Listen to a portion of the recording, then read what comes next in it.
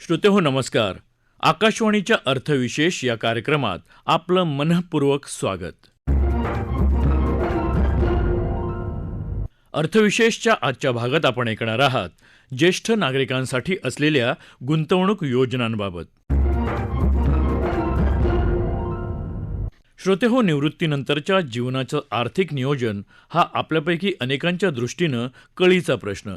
विशेषतः खाजगी क्षेत्रात कार्यरत असणाऱ्यांसाठी पेन्शनची प्रत्यक्ष सुविधा नाही.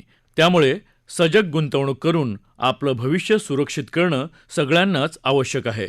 सरकारी आणि गैरसरकारी अशा सर्वच क्षेत्रातल्या कर्मचाऱ्यांना नॅशनल पेन्शन योजनेच्या माध्यमातून दरमहा गुंतवणूक करत काही एक पेन्शन निश्चित करता येते. पण निवृत्त झालेल्यांचा विचार करता प्रामुख्यानं बँक आणि पोस्टातल्या ठेवींवर मिळणारं व्याज हा अनेकांच्या निवृत्त जीवनाचा आधार असतो. सध्याच्या काळात बँकांचे आणि पोस्टाचे व्याजाचे दर कमी होताना दिसतायत. एकूण अर्थव्यवस्थेची स्थिती पाहता हे व्याजाचे दर लगेचच उसळी मारून वर येतील अशी स्थिती नाही. त्यामुळे जे निवृत्त झालेले आहेत त्यांना मात्र निवृत्ती पश्चात आपलं उत्पन्न टिकवणं काहीसं अवघड झालेलं दिसतं. परंतु सुरक्षित आणि चांगल्या परताव्यासाठी इतरही पर्याय उपलब्ध आहेत आणि सरकारतर्फे सुद्धा आकर्षक योजना राबवल्या जातात. ज्येष्ठ नागरिकांसाठी उपलब्ध असलेल्या पर्यायांचा आढावा घेताना एका खासगी गुंतवणूक कंपनीचे संचालक सुजित वांगणकर यांनी दिलेली माहिती आपण ऐकूयात.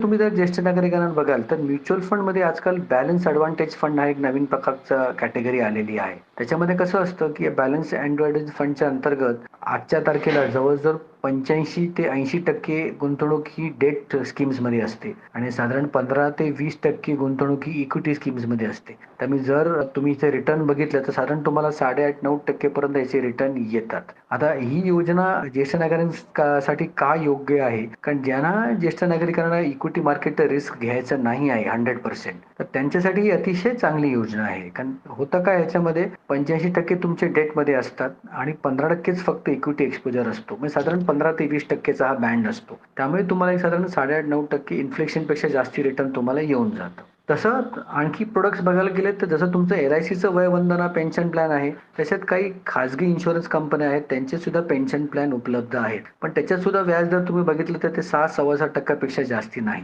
एकंदरीत तुम्ही आजच्या तारखेला जर बघितलं की ज्येष्ठ नागरिकांना सुद्धा म्युच्युअल फंड शिवाय दुसऱ्या गत्यंतर नाही.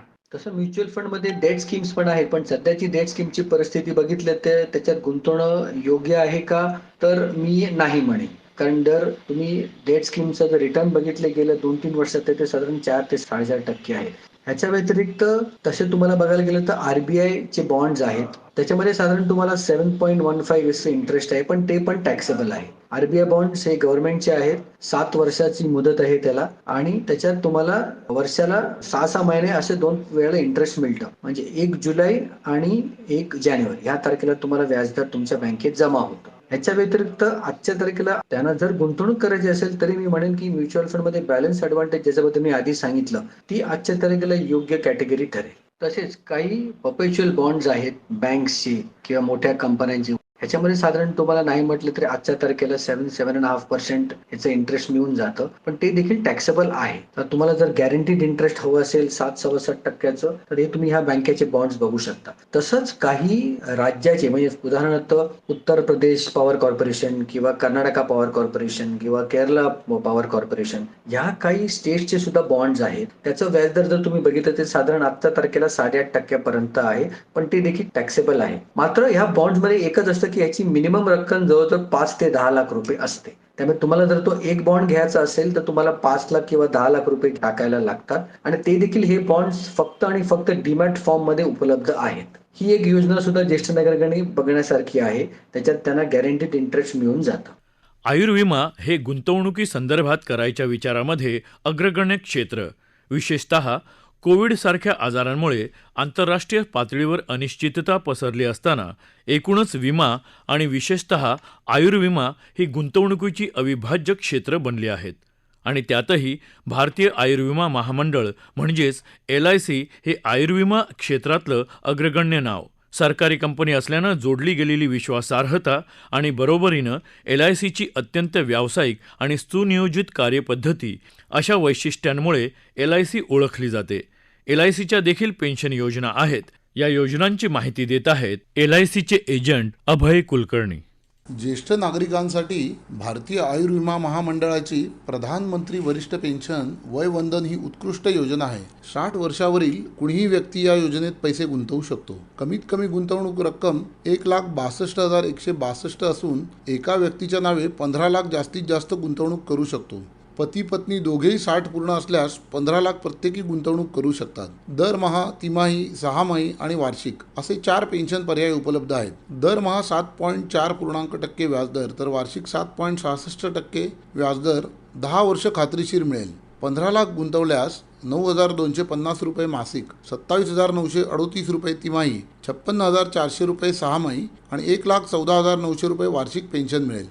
जीवन अक्षय आयुष्यभर खात्रीशीर पेन्शन देणारी तात्काळ योजना. आज एखाद्या व्यक्तीने पैसे गुंतवल्यास आयुष्यभर खात्रीशीर पेन्शन 5.25% ते 5.30% दराने पुढच्या महिन्यापासून चालू होईल.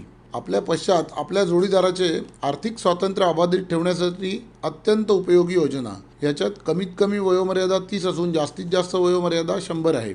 जीवन शांती ही पेन्शन योजना 1 वर्ष ते 12 वर्ष विलंबित पेन्शन योजना आहे. 5.30% व्याजदराने आयुष्यभर खात्रीशीर पेन्शन मिळते.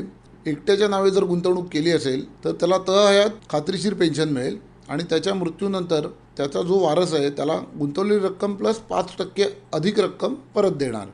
श्रोतेहो, गुंतवणूक करणं आणि योग्य परतावा घेणं हेच फक्त कर्तव्य नाही. आजच्या काळातली अनिश्चितता लक्षात घेता गुंतवणूककर्त्यानं आपल्या कुटुंबाला आपल्या गुंतवणुकीची माहिती योग्य पद्धतीनं दिली पाहिजे. याबाबत चर्चा करताना एका खाजगी कंपनीचे संचालक गुंतवणूक तज्ज्ञ संदीप वैद्य म्हणाले, आपण जर बघायला गेलं तर साधारणपणे माणूस 58व्या वर्षी किंवा 60व्या वर्षी रिटायर होतो आणि त्यांनी आयुष्यभर कमावलेले जे पैसे असतात ते त्यांनी गुंतवलेले असतातच. परत गव्हर्नमेंटमधनं किंवा प्रायव्हेट कंपन्यांमधनं रिटायर झालेला जो माणूस आहे त्याला 58 ते 60व्या वर्षी खूप मोठी अमाऊंट त्याचे रिटायरमेंट फंड म्हणून त्याच्याकडे येतात आणि ते तो गुंतवत असतो. जेव्हा तो फिट असतो तिथपर्यंत तो सगळीकडे फिरत असतो. त्यांचं गावातल्या अनेक बँकांमध्ये अकाउंट असतात, पोस्टामध्ये त्यांचं अकाउंट असतं, त्यांचं LICमध्ये काही पॉलिसीज असतात. पण काय आहे माहिती आहे की या सगळ्यांमध्ये नॉमिनेशन आहे की नाही हे खूप महत्त्वाचं असतं. मी आता अनेक वर्षाचा जो माझा एक्सपिरियन्स आहे या गुंतवणूक क्षेत्रातला त्यातनं मी प्रत्येकाला सांगतो की तुम्ही कोणतंही तुमचं FD तुम्ही बँकेत केलं, तुम्ही पोस्टात पैसे ठेवले तर कुठेही जर 3 नावं ठेवायला तुम्हाला शक्य आहे तर तुम्ही तिथे 3 नावं ठेवा, जेणेकरून तुम्हीच कष्ट करून कमवलेले जे पैसे आहेत ते तुमच्या नातेवाईकांना पुढे मिळायला तुमच्या पश्चात त्रास होणार नाही असं बघा. दुसरं मी असं सांगेन की उगाच गावातल्या 10 बँकांमध्ये फिरून FD करण्यापेक्षा आता या सगळ्या लिंक आहेत तर घराच्या जवळच्या 1-2 बँकांमध्येच तुमची इन्व्हेस्टमेंट ठेवा, जेणेकरून जेव्हा वय वाढल्यानंतर तुम्हाला जेव्हा त्रास होणार आहे फिरायला त्यावेळेला मग तुम्हाला आता मी कसा जाऊ एवढ्या बँकांमध्ये असा प्रश्न पडणार नाही. काय होतं की आजकाल आपण बघितलं की मुलं शिकण्यासाठी किंवा नोकरीसाठी आपल्याबरोबर नसतात, परदेशात असतात किंवा भारतातल्या अनेक वेगवेगळ्या शहरांमध्ये राहत असतात. तर अशा स्थितीमध्ये काय होतं की तुम्हाला कधी कधी त्यांचं नाव ॲड करण्यासाठी सही घ्यायला तुम्हाला जमत नाही, पण ॲटलिस्ट त्यांचं नॉमिनेशन तरी करून ठेवा. शेवटी असं आहे की नॉमिनेशन पण प्रूव्ह करायला लागतं, पण ते नॉमिनेशन असलं तर तुमच्या गुंतवणुकीला कोणतरी वारसदार आहे असं होऊ शकतं. दुसरं महत्त्वाचं की जसं मी सांगितलं की 3 नावं असतील तर 3 नावं टाका. तुमच्याकडे जर सह्या करण्यासाठी तुमची मिसेस किंवा जर सिनियर सिटीजन लेडीज असेल आणि तिला मिस्टर जर बरोबर असतील तर त्यांची सही घ्या, एखाद्या मुलाची सही घ्या ज्याला तुम्हाला असं वाटतंय. म्हणजे मी सांगतो ना की तुम्ही जर आधी प्लॅनिंग करून ठेवलं की तुमच्या मुलांना तुम्हाला कसे कसे पैसे द्यायचे तर त्याप्रमाणे जर ती इन्व्हेस्टमेंट केली तर ती तुमच्या पश्चात इन्व्हेस्टमेंट आपोआप त्या मुलांकडे जाईल. त्याच्यानंतर तुम्ही जी काही गुंतवणूक केलेली आहे, तुमचं जे काही बँकांमध्ये FD आहेत, कंपन्यांमध्ये आहेत, गव्हर्नमेंट बॉन्ड्समध्ये आहेत, पोस्टामध्ये आहेत, LICमध्ये आहे, म्युच्युअल फंडमध्ये आहे, या सगळ्याचं एक ब्लॅक अँड व्हाईट रजिस्टर बनवून ठेवा. मी तुम्हाला सांगणार नाही की तुम्ही जरी कॉम्प्युटर सॅव्ही असाल तरी मी तुम्हाला असं म्हणणार नाही की ते तुम्ही कॉम्प्युटरवर ठेवा, कारण की आपल्याला माहित नाही की त्याचे पासवर्ड आणि आपण लोकांबरोबर आपल्या फॅमिली मेंबरबरोबर शेअर केलेले नसतात. त्या ब्लॅक अँड व्हाईट रजिस्टर घरच्यांना एकदा दाखवून ठेवायला पाहिजे की माझी इथे इथे अशी अशी गुंतवणूक आहे, ह्या तारखेला त्याची मॅच्युरिटी आहे, हे मॅच्युअर झाल्यावर मी हे इकडे रिन्यू कर, त्याची एंट्री घेताना तुम्ही तुमच्या जवळच्यांना सांगितलंच पाहिजे. तर आपल्या पश्चात आपण जो मेहनत करून आपल्या नातेवाईकांसाठी म्हणजे आपल्या नेक्स्ट जनरेशनसाठी जे पैसे जमा करून ठेवले आहेत ते त्यांना मिळण्यासाठी नक्की त्रास होणार नाही. काय होतं की आता मुलं खूप बिझी आहेत, ती तुमच्याबरोबर नसतात, ती अब्रॉड असतात, ते येणार 15 दिवसाआधी, तर त्याच्यात ते काय काय बघणार. जर तुम्ही त्यांच्यासाठी एक रेडीमेड चार्ट बनवून ठेवलेला असेल की बाबा माझी इथे इथे गुंतवणूक होती, तर तुमच्या पश्चात किंवा ज्या वेळेला तुम्हाला घरातनं बाहेर पडणं कठीण होईल त्यावेळेला हे सगळं मॅनेज करणं त्यांना खूप सोयीचं जाईल असं मला वाटतं. तर कृपा करून मी प्रत्येकाला रिक्वेस्ट करेन की जिथे तुम्हाला शक्य आहे तिथे 3 नावं जर असतील तर 3 नावं प्रत्येक गुंतवणुकीत टाकण्याचा प्रयत्न करा. ते नसेल तर नॉमिनेशन करा. आणि दुसरं, ब्लॅक अँड व्हाईटमध्ये तुमच्याकडे एका रजिस्टरमध्ये तुम्ही केलेली गुंतवणूक, तुमचा गुंतवणूक सल्लागार कोण आहे, तो तुमचा LIC एजंट कोण आहे, तुमचा पोस्टाचा एजंट कोण आहे, याचे नंबर, हे सगळं त्याच्यामध्ये लिहून ठेवा. जेणेकरून आपल्या पश्चात किंवा जेव्हा आपल्याला ते करणं शक्य होणार नाही त्यावेळेला आपल्या नातेवाईकांना ते सोयीचं होईल. श्रोते हो, सुरक्षित भविष्यासाठी सुरक्षित गुंतवणूक करायला हवी. भारतीय जनतेमध्ये वित्तीय साक्षरता अजून पुरेशी आलेली नाही. याबाबत सरकार आपल्या परीनं प्रयत्नशील आहेच, परंतु समाजानेही याबाबतीत आपला हातभार लावायला हवा. श्रोते हो, आपला अर्थविशेष हा कार्यक्रम आपण न्यूज ऑन AIR या ॲपवरही लाईव्ह ऐकू शकता. यासोबतच या आमच्या मुंबई एअर न्यूज या यूट्यूब वाहिनीवर या कार्यक्रमाचं ध्वनिमुद्रण आपल्याला कधीही ऐकता येईल. याबरोबरच आजचा अर्थविशेष हा कार्यक्रम संपला. हा कार्यक्रम आकाशवाणी मुंबईच्या प्रादेशिक वृत्त विभागानं सादर केला. सादरकर्त्या सरस्वती कुवळेकर, निर्मिती सहाय्य विवेक वानखडे, लेखन विनोद देशपांडे आणि निवेदन शैलेश मोहिते.